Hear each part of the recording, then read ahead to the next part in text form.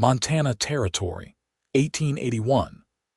The wind carried the smell of dust and pine through the valley, but it was the sound of a woman shouting at the town council that got Victor Langston's attention. "I will not be quiet just because you are uncomfortable," the woman snapped, standing alone in front of a line of seated men. Her voice echoed off the wooden walls of the meeting hall. "If you have enough money to build a new saloon, you have enough to fix the school roof." Victor stepped through the open doorway, his boots heavy on the floor. The woman standing at the front had hair like spilled honey and eyes sharp as flint. She was not yelling to be heard, she was yelling because she was tired of being ignored. "I told you, Miss Liora Layton," said one of the older councilmen, rubbing his forehead. "You make good points, but your manner is troublesome," she cut in, jaw tight. "That is what you all say. I speak up and suddenly I am trouble." Victor leaned against the back wall, arms crossed. "I like a woman with fire," he said loud enough for the whole room to hear. Liora turned her head, eyes locking with his. She looked him up and down, dusty hat, trail-worn coat, revolver at his hip.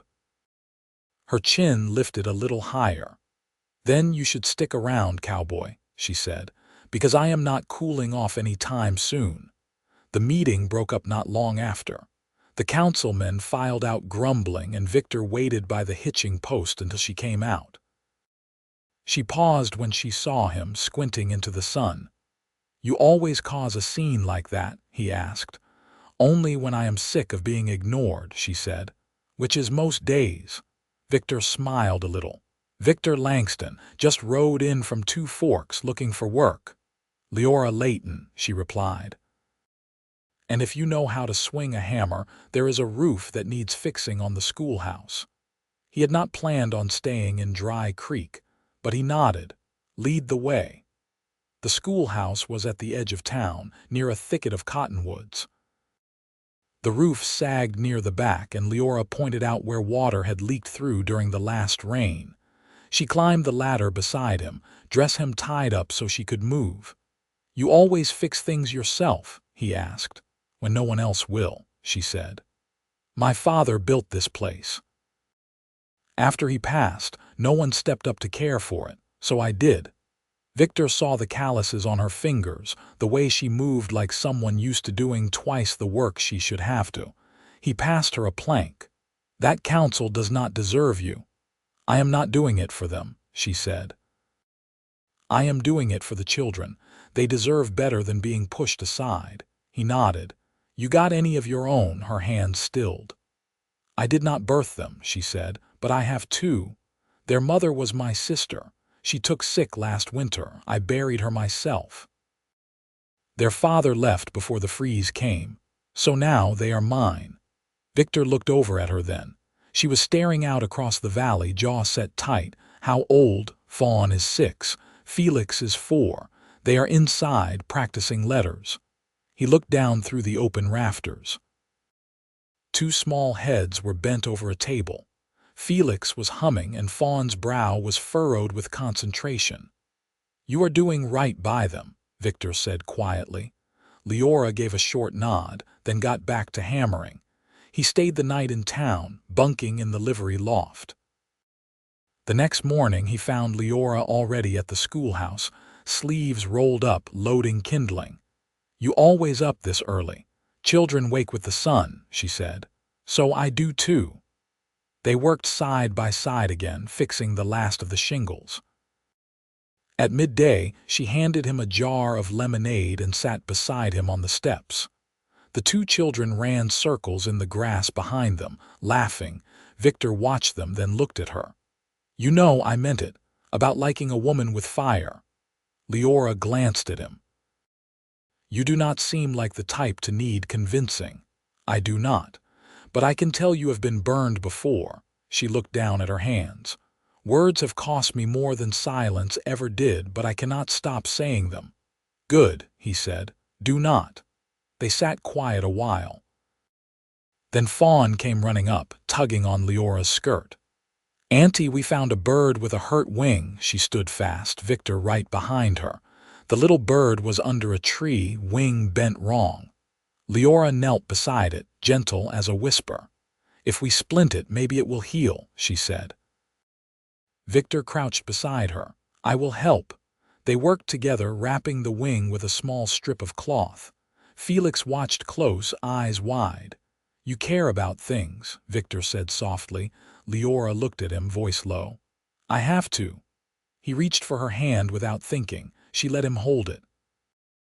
By the end of the week, the roof was fixed. Victor should have moved on, but every time he packed his saddlebag, he found himself unpacking it an hour later. He started chopping wood for Leora's stove, fixing the broken latch on her gate, helping with lessons when the children got restless. One evening after supper, Liora walked him to the porch. The sun dipped behind the hills, sky streaked gold and pink. "You are still here," she said. He leaned on the railing. "I am." "Why?" Victor turned toward her. "Because you are not trouble. You are the kind of woman who keeps a town alive, who takes in 2 children without blinking, who fights for a roof no one else cares about. And I want to be where you are." She stepped closer. "You sure about that?" He nodded once. "I like a woman with fire, Liora Layton. And I want to see what happens when that fire is not fighting alone." Her breath caught. Then she reached up, touching his face.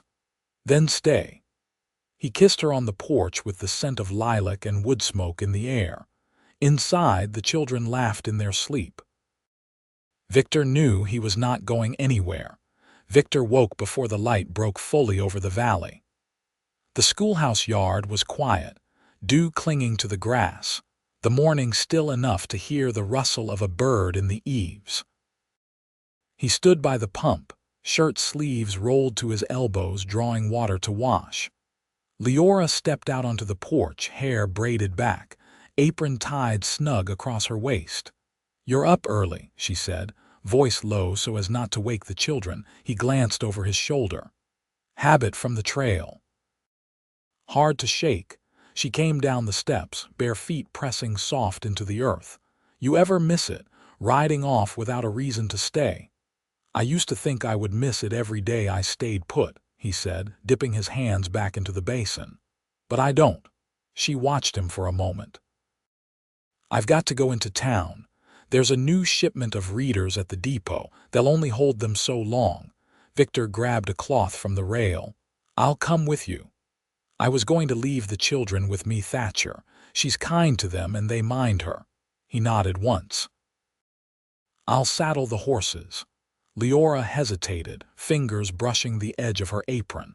"You've been here less than a week, already riding beside me like it's always been that way." He met her gaze. "Maybe it's meant to be." She didn't answer, but her eyes softened. They rode out as the sun crested the ridge. The road to town packed with last night's rain, drying slow under a cool breeze. Leora's mare moved steady beside Victor's gelding, hooves muffled by the damp earth. She carried a satchel strapped behind her saddle, and Victor saw her reach back once to check it, fingers brushing the flap like it held more than paper. "You worried they won't keep your order?" he asked. "They've lost 3 in the last 2 years. Letters, too. The depot clerk says it's the cart drivers getting careless, but I think they just don't think it matters much if things go missing on this end of the line." "Then maybe they ought to meet you," he said. She gave a small breath, more exhale than laugh. "I'm not sure that would help my cause." They passed the edge of Dry Creek mid-morning. A group of men were stacking lumber outside the mercantile, and one of them straightened when he saw Liora. He tipped his hat, but his eyes didn't smile. "That's Amos Varnell," she said, not turning her head. "He asked me to marry him 3 springs ago. Said he'd take the children if I promised to stay quiet in front of the council." Victor's jaw worked once. "You say no?" I asked him if he'd rather be deaf or dead. He stopped asking after that. Victor looked at her. "You've had to carry more than your share. I'm not looking for pity." I didn't offer any. She glanced over, the corner of her mouth twitching up. "Good." At the depot, the clerk stood behind the counter, belly resting on a stack of ledgers. He eyed Victor as they walked in, then turned his gaze to Liora. She didn't flinch. "Miss Layton," the man said, tugging at his suspenders. "I was told you'd be by. You have my order. Crates came in yesterday. I'll have the boys bring them out." He disappeared into the back, and Liora turned to Victor. "Most of the readers are second-hand. I asked for the ones with the least torn pages. What happens if they're too worn? I sew cloth over the spines and teach the children to be careful." Victor watched her closely, the way she stood so straight, chin steady even when she was tired.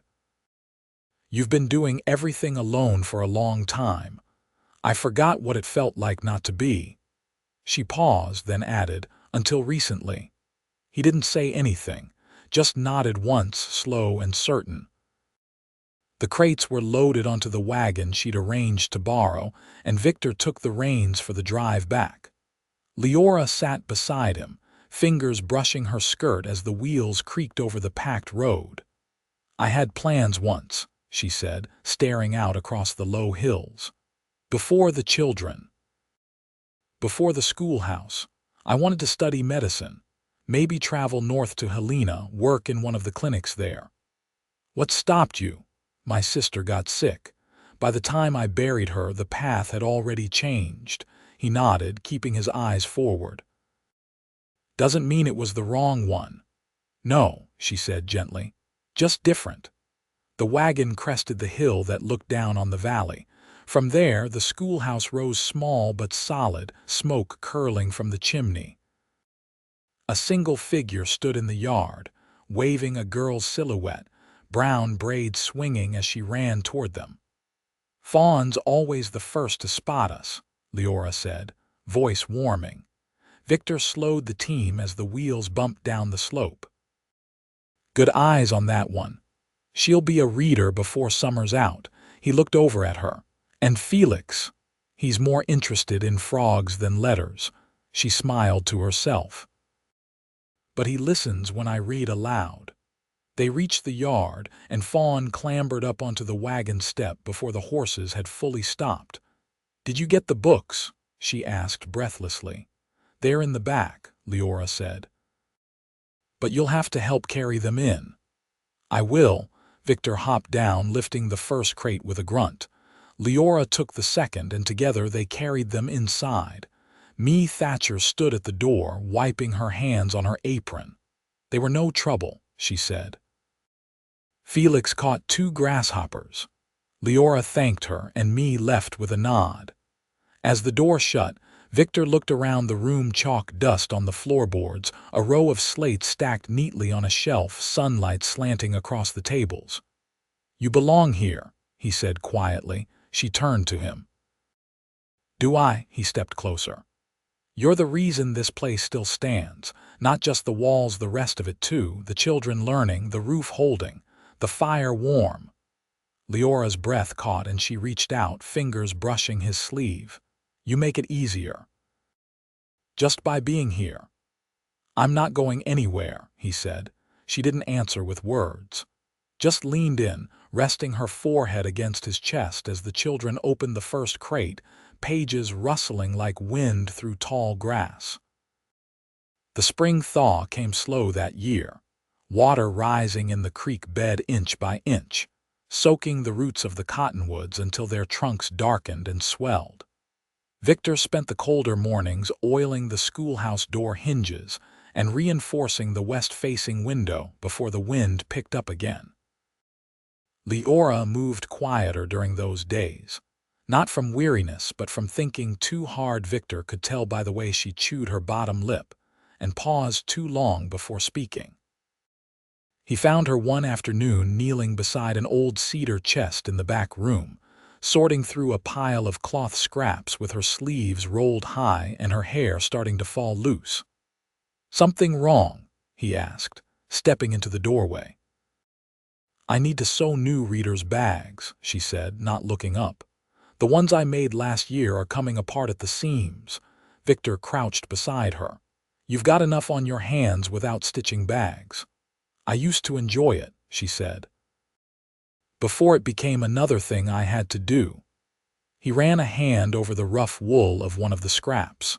What did you enjoy about it? She paused, fingers stilling on a square of blue calico, choosing the fabric, matching it to the child.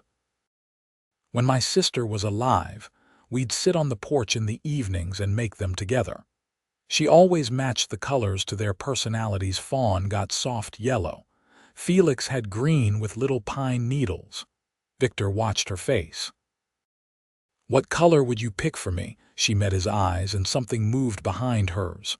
Dark brown, like your coat, solid and worn in but dependable.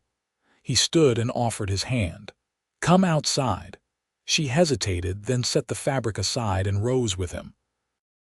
The sun had broken through the clouds and was warming the yard. Felix sat on an overturned bucket, poking at a row of stones with a stick. Fawn had a string looped between her fingers, winding it into shapes. Victor led Liora behind the shed, where a small patch of earth had thawed enough to dig. 2 lengths of fencing wood lay on the ground, and beside them, a short-handled spade. I didn't tell you, he said, but I've been thinking we could plant something. She tilted her head. What kind of something? Whatever grows best here. You know better than me. She stepped closer, brushing the toe of her boot over the soil. Beans might take, lettuce too, if we can keep the deer from nosing in. I can build a low fence, he said, just enough to keep them shy. She looked at him then, really looked. You're already building things like you plan to stay through summer. I was hoping longer. The wind picked up, tugging a strand of hair from her braid. She tucked it back. I've never shared this land with a man before. You wouldn't be sharing it, he said. I'd be part of it. Liora crossed her arms, not defensive, just grounding herself. I've never let anyone in who couldn't take a hard truth. I don't soften what I think. I won't pretend things are fine when they're not. I don't want soft lies, Victor said. I want real. Even if it's hard. She studied him for a long moment. Then you should know if you stay, I won't expect you to fix everything, only to stand beside me when I do. He nodded once. That's all I've ever wanted to do. They planted that afternoon. Liora dug while Victor broke the soil with the hoe he'd sharpened earlier that week. Fawn brought them water from the pump, and Felix chased a chicken that had slipped from its pen. By the time the sun dipped low, the rows were in and the fence posts marked. That evening, Liora came to the porch after the children had gone to sleep. Victor sat with his boots off, a chipped cup of coffee in his hands. They'll need boots next month, she said, settling beside him. Their toes are pressing against the ends. I'll ride into Livingston before the month's out, he said. They've got a cobbler who doesn't overcharge. She looked over at him, brows drawn. You're thinking in we now. He didn't answer right away. The sky above them had gone to velvet, stars pricking through. He took a slow breath. I didn't come here looking for any of this, but now that it's here, I don't want anything else. She reached for his hand, not shy, just sure. Neither do I. Victor turned toward her, his voice low. You still think you're trouble? She leaned in, resting her head against his shoulder. Maybe, but I don't mind it now. He kissed her temple, slow and certain. From inside there was the faint creak of floorboards, one of the children turning in their sleep. Liora didn't move. They sat like that until the lantern burned low and the wind shifted to the east, warm and full of promise. The creek had swelled enough to pull at its banks, and Liora stood at its edge now, hem pinned up, boots sunk firm into the mudded earth. She held a tin pail in one hand, the other braced against her knee as she leaned to rinse the last of the laundry. Victor was behind her a few paces, rolling up his sleeves, holding the second pail she hadn't asked him to carry. You always wash down here? He asked, watching the water tug at the fabric she wrung out. Only when the pump gets sluggish, she said. It's colder, but it draws better than waiting on a trickle. He crouched beside her, setting down the pail without a word. The sun was high and the wind was low, and her braid had frayed enough that short strands curled at her temples. "Felix asked me this morning if I was your husband," Victor said, voice low. Liora wrung the shirt slowly, eyes on her hands. "And what did you tell him?" "That I wasn't yet." She paused, water dripping from her fingers. "You think on it like that?" "I do." She folded the shirt into the pail and reached for the next. "I've never seen a man wait to speak until he meant something." Victor grinned faintly. "You've seen the wrong men." For the first time that morning, she looked at him. "I think maybe I have." They walked back with the pails swinging between them, boots squelching in the softer patches. Fawn was waiting by the fence, her hands full of dandelions, and she handed Victor a cluster without explanation before darting off again. Liora leaned against the fence rail. "She's taken to you." He tucked the flowers into the crook of his arm. "I've taken to her right back. You've become part of their days like it was always meant." "I was thinking," he said, brushing his thumb along the top rail, "we could build a coop out past the shed. Chickens would do well come summer. Eggs, maybe even enough to trade." She nodded slowly. "And if the weather holds, we could try potatoes in the back plot. I'll dig it out. You tell me where." The silence stretched easy between them. Leora's gaze moved to the schoolhouse, where the windows were open to the breeze, curtains stirring. "I never imagined I'd have space for a man in this life," she said. "Not after what I had to hold together alone." "You don't owe me anything," Victor said. "Not thanks, not explanation, just the truth of what you want." "I want steadiness," she said, turning to face him. "A man who doesn't ask me to be less just so he can feel bigger." He reached across the rail and took her hand. "Then you've got me." She didn't look away. "I want the children to grow up seeing two people who build something together, not just survive side by side." "We've already started," he said, "and I'll keep building as long as you'll have me." She stepped closer, the fence between them forgotten, and pressed her forehead lightly to his. "Then I'll have you." His hands settled at her waist, hers at his collar, and for a long breath neither of them moved. The wind shifted the grass behind them, and a crow called somewhere up the ridge, but neither turned toward it. Later, Victor pulled the wagon around and hitched the team. Liora climbed up beside him, a canvas list in her lap. "There's a neighbor out past the mill road," she said. "Widow named Hattie Bowman. She's got more laying hens than she needs and might part with a few for the right price. She know you. She knows everyone. She's the one who brought bread when my sister passed. Then I'll make sure she sees we're worth trading with." The ride was quiet in a way that held no weight, just the sound of wheels and the creak of leather. When they reached the Bowman homestead, Liora stayed in the wagon while Victor walked up the path. He returned with 3 hens in a crate and a wrapped parcel under one arm. "What's that?" she asked as he climbed back up. "Hattie said you looked thin and gave me preserves." Liora raised a brow. "I haven't been thin in years." I didn't argue. She laughed then, not a small laugh, but something full and worn in, like it had been waiting for the right day. That night, after the children were asleep and the coop was half built, Victor lit the lantern in the shed. Liora stood in the doorway, watching the glow flicker against his back as he squared the frame. "You work like someone who's done this before," she said. "I haven't," he replied, not turning.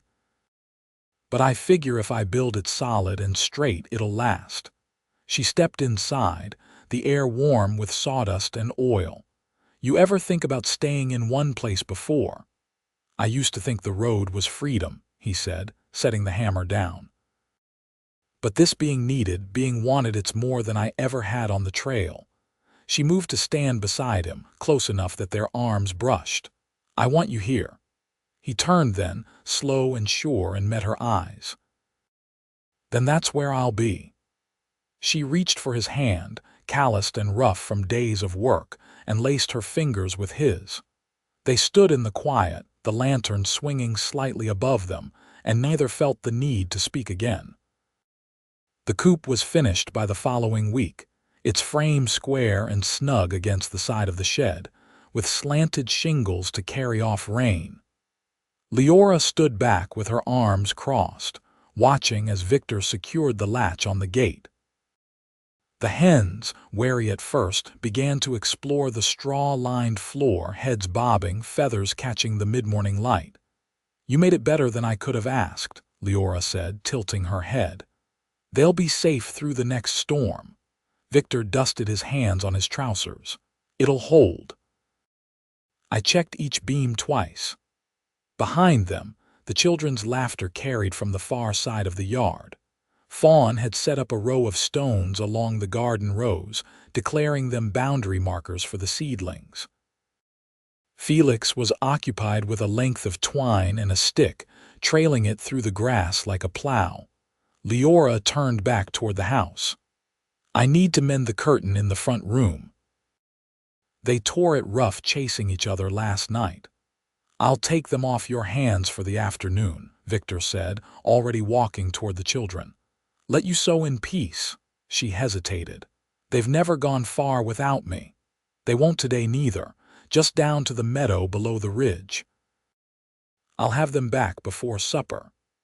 She watched him kneel to speak to the children, his voice calm, his hands showing them how to wrap the twine into loops. Fawn nodded solemnly, and Felix beamed wide.